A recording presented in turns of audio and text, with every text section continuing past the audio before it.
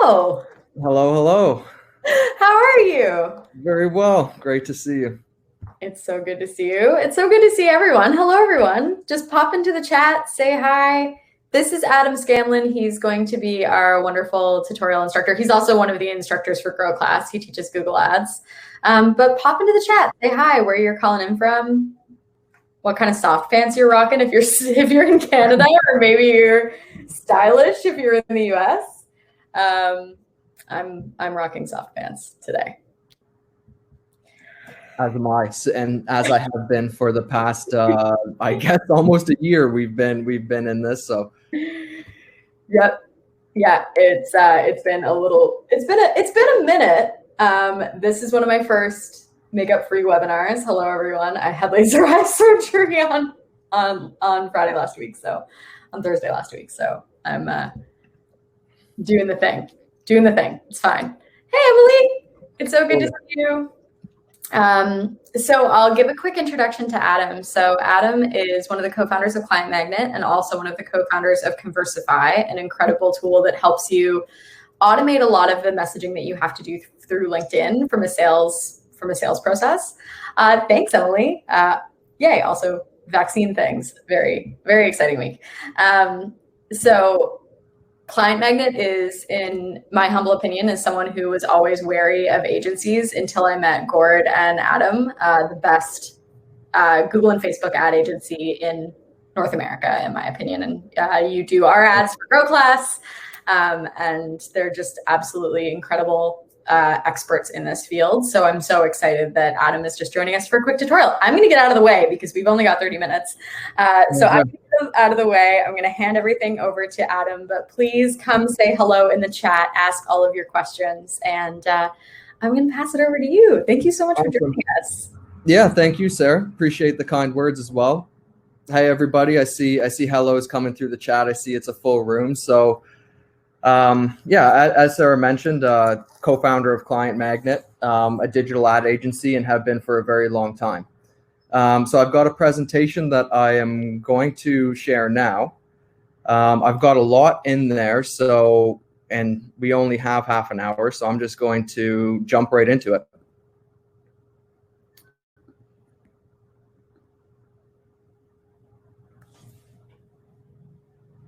Okay, so as Sarah mentioned, this is all going to be about Google Ads, best practices, and things to spend your budget more efficiently and get higher conversions. So just really quick background on myself. I started running ads in 2013 for a local business, and these numbers were kind of shocking to me when I first saw them because I hadn't realized how long I had been running Google Ads for. So I had a manual labor business and I started running ads for it. And very quickly I realized that I was much more into running ads than I was the actual business itself. So quickly I transitioned into affiliate marketing, if you guys know or are aware of that. And I only focused on Google Ads traffic. I know a lot of people like to expand their horizon and do different ones, but I just had laser focus on Google and did it for years. So between 2014, 2017, I was mainly running ads for my own services, which I think was really valuable because all of the budgets that I was using were my own. So if I lost money on ads, I was losing the money out of my pocket. It wasn't like spending a company's budget or anything like that. So I had to be very cognizant of having high performing campaigns. In about 2017, we formed Client Magnet officially. Both my business partner, Gord, and I did work for a year or two before that, just more on a freelance basis of passing things around. And then eventually we just said, okay, let's form this into a true agency. And that's where Client Magnet came into it. A couple years after, I founded Conversify.ai. So if anybody has done LinkedIn ads in the past, you know that LinkedIn ads are very, very expensive. So what we did was come up with a bit of an alternative to LinkedIn ads, where it was more a direct message approach, really good for account-based marketing on LinkedIn specifically. And then, which brings me to today, where this number might even be a little undershot with a few people that we have. We're spending almost $500,000 a month on Google Ads alone at our agency. So I say that to illustrate that Google Ads is a very data-based thing. So with spending that much money, you get a lot of data back to learn from and see what's happening in different accounts on search campaigns, YouTube campaigns, app campaigns, display campaigns. I see a ton of data come through every single day that I then apply to other accounts and in turn share with people from Grow Class. So jumping into it, we've got a lot to go over. So what we're going to do first is just ad account and campaign best practices. So just overall ad account, things to look out for, things to do before you start. Next, we're going to get into keywords. Then we're going to go into ad formats, extensions, and I'll give you some of my favorite things to test within actual ad copy of Google Ads. And then if we do have time, I'd want to hold some time for a Q&A, but I'd have a landing page optimization in regard to Google Ads specifically, what to do with landing pages. So we'll get into that too. So first, ad account and campaign best practices. Very, very, very important. Set up your conversions before turning on ads. I know this may seem obvious to some, but I come across it all the time where conversions are not set up properly and ads are already running. I always say that running ads without conversions set up is more like gambling than it is actually running ads. You're just putting stuff out there, not being able to record it, so you never know what hits and you never know how to optimize. So always set up conversions first. And what I like to do is create a conversion for each step of the funnel or purchase flow. So what that means is that if you've got, for e-com is the easiest way to think about it, set up a conversion when someone adds to the cart, set up a conversion when they reach checkout, set up a conversion for final purchase. And you can even do product page conversions as well. So that way you can see the whole path that purchase goes through, and you can find the leak in the bucket per se. If you have a lot of add to carts, but people aren't getting to checkout, there's a problem with your cart. If you have a lot of people initiating checkout and not finishing a purchase, there's something wrong with that checkout page. The same goes for if it's not e-com as well. If it's like landing page and then book a call and then they actually get on that call, and then afterwards have conversions set up at each point of that so you can see where the hole in the bucket is, and then you can focus on fixing that. Second, really important, start organizing your ad groups from the very beginning. If you just throw a bunch of keywords in the mix, one, your campaigns aren't going to be performing well from the start, and two, once you do start expanding, it's going to be a lot of confusion and you're going to have to retroactively go back and organize better. So it's really important that you start the campaign organization from the very beginning. And what that means is having the ad groups very specific and the keywords very specific within those ad groups. So just match them all. Google loves congruency, where your campaigns match your ad groups. The keywords in those ad groups all match the ad group. The ads in those match the keywords, and then even the same keywords on that landing page. Have that congruency out so it from the start, so it's very specific. You'll see here in this example, ad group decaf coffee, they all include decaf.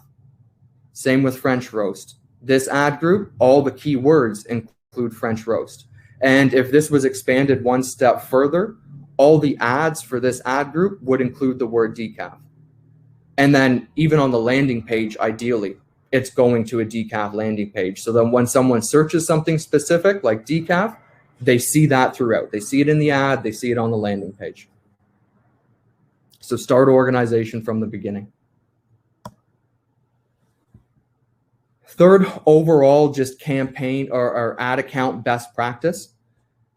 Test different bidding strategies.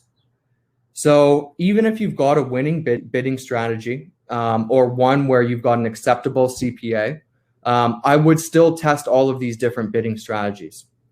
What I like to tell people to do if you're just starting out campaigns, start with the maximize conversions bid strategy, or maximize clicks, excuse me. Maximize clicks bid strategy.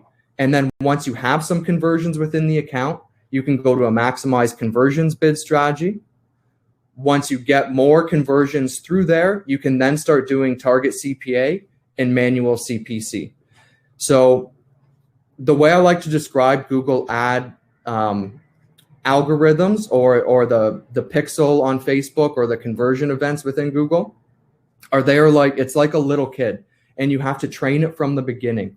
So if you come out of the gates with a target CPA or maximize conversions, Google Ads doesn't yet know what a good conversion is for you, and it doesn't know how much that conversion costs for you. So it's really best to start with a maximize clicks and feed as much information into that algorithm as possible with as many clicks as possible so that it can figure out what a conversion is for you. And it can figure out what a good cost per conversion is for you. So start with just feeding it data. Once you've got some data, then you can switch to maximizing those conversions and then setting a target CPA.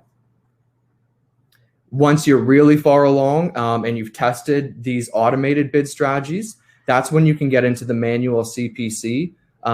You have to have data on those keywords to know what to bid properly. So that comes a little bit later, but definitely test all of these bid strategies.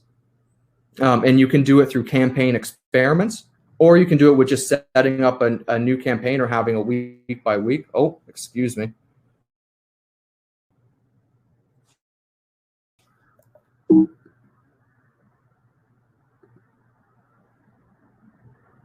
Sorry about that. Email popped up halfway through.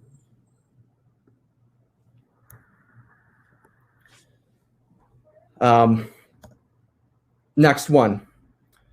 Always make bid adjustments for different demographics, devices, and locations. This is a very overlooked portion of Google Ads that I see people are so focused on their keywords and the costs and the bid strategies that they overlook the fact that you can go and make bid adjustments for different demographics.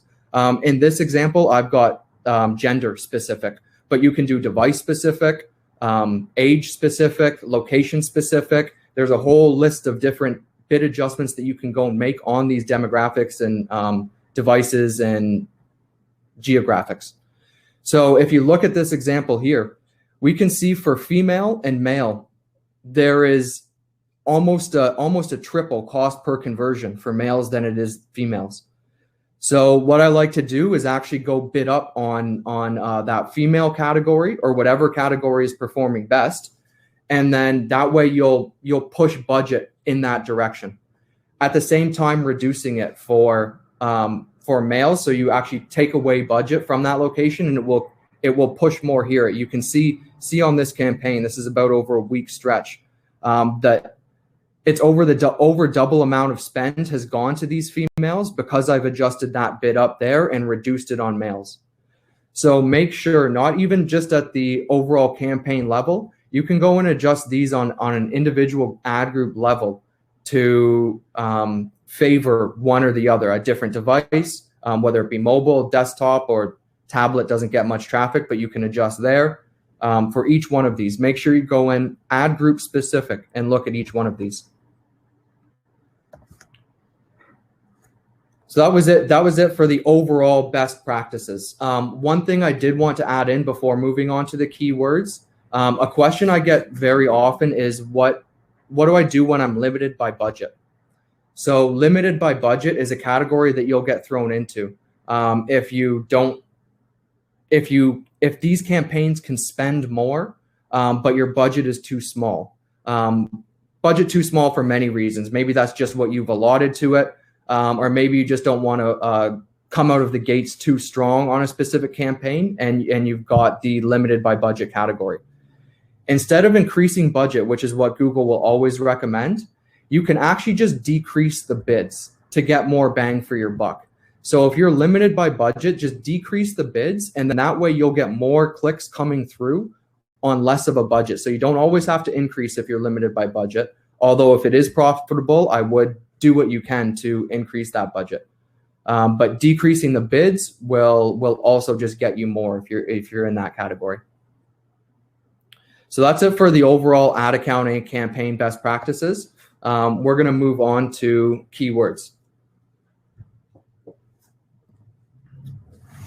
So first, major tip, know the keyword match types and use them. There's 4 different keyword match types, and this is a very recent change that's actually going to happen in Google Ads, that they're taking away this broad match modifier. It's just going to become a part of the phrase match. So it's just going to be broad, phrase, and exact. They're in the process of phasing it out right now. I still use it, but in a month or 2 months, I forget the exact time frame, it will be phased out eventually. But using these keyword match types is a huge benefit. And if you're just starting out, I would stick with the phrase type, and exact. Normally I would be including this too, but it's being phased out. So broad, you can, the match will get further away from that keyword that you're actually trying to match for. So if you've done a lot of keyword research and you're using broad match, you could be getting a lot of traffic that you didn't mean to. So if you're just starting out, I would stick with these 3. Take every keyword, use these 3 match types, start out there. If you need more volume and you need more and more traffic, you can then break into the broad, but I don't recommend starting with it. So know the keyword match types and use them.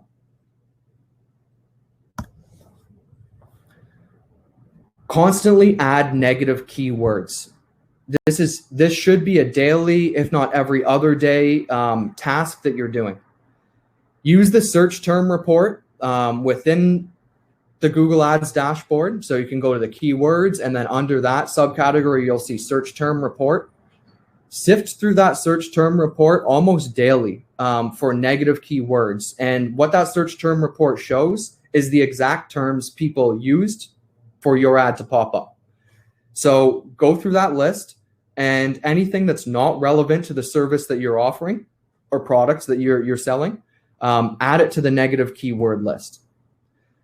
You can even Google a good list of negative keywords to start with. A lot of negative keywords that I just start with off the bat are things like free, cheap, or if there's a specific brand name, or if you're selling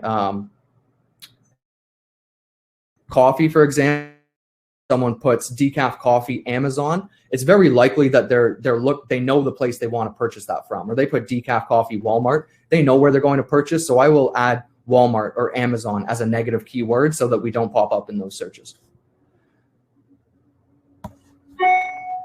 Again, use the search term report often. I stress this because you should be going through this. This should be a daily practice within your Google Ads optimization. Get very comfortable with that search term report. Sift through it often. Use it to find negative keywords. Also use it to find new keyword opportunities. You'll find words in there that you haven't included in your keyword list that are very relevant to your searches. It's maybe just a different phrase, or in different geographic areas, people refer to things differently. So you'll find those opportunities within that search term report. So sift through it often. Of course, pause the keywords that aren't converting. What I really want to stress in this, because that seems obvious, is that give them a little bit of time before you pause them. If it hasn't ran much or hasn't gotten much traffic or many clicks, keep it running for a little bit until it does. I typically don't pause it until there's at least 10 clicks with no conversions. If you've got a higher ticket, and some people go even lower than that, but that's where I'm comfortable. You kind of have to work it out for your product or service itself, because you'll have a higher ticket value on some products. I mean, some things are $2,000, others are $20. So you're going to have to adjust accordingly. It's got to get a decent amount of spend, but what I really am just trying to stress here is that don't pause them right away if it hasn't converted and it's only got a few clicks. Give it a little bit of time to catch up. The higher ticket value that your product or service is, the more clicks that you can afford to let it run before pausing it with no conversions. You can maybe even look at a break-even point. Let it spend about half of its break-even point. So if you've got $1,000 product, you can let it spend even up to $500 before you're deciding that it doesn't work. So it's really specific to your product or service, but go through it, give it a little bit of time before you jump to pausing too many keywords. Next, we're jumping into the ads. And I know I've been going through this quick, but we're already running out of time. So I'm going to just keep going into these ads, and then we're going to Q&A before the landing page. So for ads, in each ad group, have at least one responsive search ad and a standard text ad. The responsive search ads are where you just load in a bunch of headlines and a bunch of descriptions, and Google will optimize it for you. Pick the best headline combinations and the best description combinations, and they'll kind of create what they see as the best performing ad. But I always have at least a standard text ad as well for proper A/B testing. It's really hard to test with those responsive search ads because essentially you're just giving Google a big list of 10, 15 headlines and saying match them properly. So it's hard to pick out your specific value props that you want to test. So that's why you use a standard text ad where you get the 3 headlines, 2 descriptions, and that's it. And they're always in headline 1, headline 2, headline 3. So use the standard text ad for A/B testing, different value props or different things within your ads, but make sure you have a responsive search ad in there as well. They're often getting a higher click-through rate than standard text ads. Next up, here are some of the main things that I like to test in my ads. Location-specific details, really cool. So if you're running ads in Toronto, have the word Toronto in your ad copy. If you're in California, use specific cities, use countries or states or provinces. Location-specific details really increase it. Use different value props. So for those, it's if it's the ease of the service or the speed of the service or the price of the service, there's, I'm sure, a bunch of different value props that you guys can think of for your individual company. Try them all out. And that loops back around to those standard text ads. Put them in standard text ads to see which people react to best and which value propositions are going to bring you the most action. Use different call to actions in your ads. So what that is I like to do this in headline number 3. Not just start today is an example of a call to action. Try different variations of start today. Open your account now, 14-day free trial, whatever it is, just try a bunch of different call to actions in your ads. Again, just to see what performs best. Your ad should be a constant cycle of refreshing. Have 2 or 3 ads at all point in times. After they get some spend, determine a winner and go with the champion versus challenger technique. Always try to beat your champion with different calls to actions, different value props, different details. Credentials, ratings, awards won. I always love using these in the ads. Different, if you have made a list like a best top growing companies or #1 employer companies, these are great to include. Or for the ratings, you could do 5 out of 5 stars on Google ad reviews or Trustpilot 5-star rating. Try those in your ad copy because they're going to make a difference, and people will react to others better and worse. So you'll find which ones work best for you. Number of users, customers served, another amazing one. 5,000 plus users. It just gives a social proof that you can have for your business that'll let others trust you right away, knowing that thousands of people already use this service, so they'll hop on board as well. Using numbers in your ads. This is just one thing that I have found works really well, is always using numbers. So like I was mentioning, number of users or 5-star ratings. I always just like to include numbers. Final one, we've got 3 minutes left here. Use as many ad extensions as you can. Go to ads, go to the extension page, add as many as possible. They don't cost you more to use extensions. Add them all in. You can see here, location extensions, great. Site link extensions, very, very important. Structured snippets, caller extensions, just add as many as you can. So that's it for the actual presentation. I did want to leave some time to for Q&As.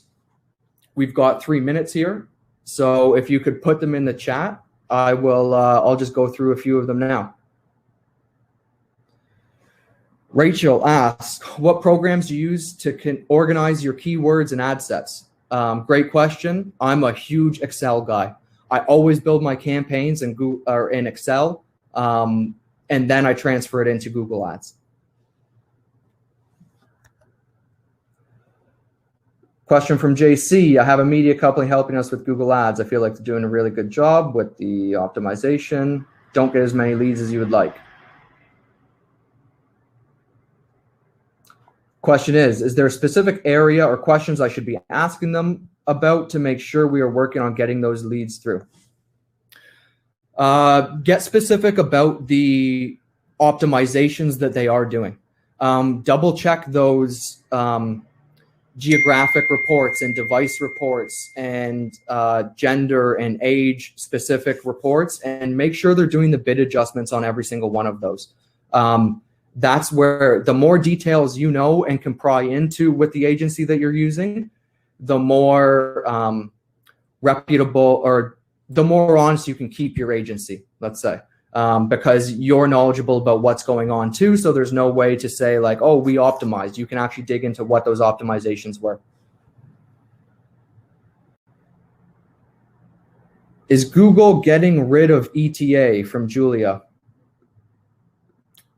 Estimated time of arrival? I'm not sure what you mean by ETA. Further expand on that, and I can hopefully answer better. Christina, you mentioned testing challenger versus champion.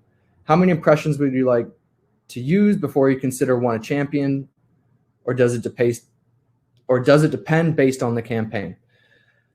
Yeah, I do. There is no set limit of spend or impressions or number of clicks that I like to see before determining a winner. Statistical significance is, I guess, something you can get into if you want a really scientific approach to it. But I like them. Again, it goes back to the keywords, like don't pause too early. Make sure it gets a relatively significant amount of clicks, 20, 30, 40, 50 clicks before making a determination.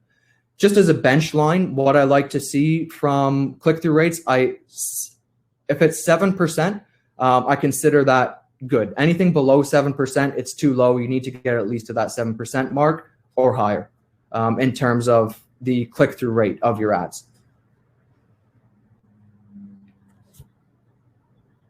Okay, really helpful. Thank you. Expanded text ads, I see from Julia. Oh, expanded text ads, never going away. I don't believe. I